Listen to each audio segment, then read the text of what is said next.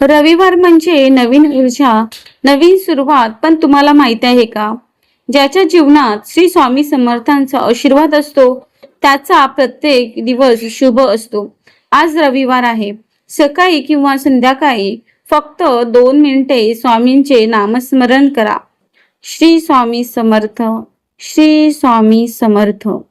मनातील चिंता हळूहळू दूर होतील, नकारात्मक विचार नाहीसे होतील आणि मनाला एक वेगळी शांतता मिळेल. स्वामी म्हणतात, भिवू नकोस, मी तुझ्या पाठीशी आहे. हे शब्द फक्त वाक्य नाही, तर लाखो भक्तांच्या जीवनाचा आधार आहे.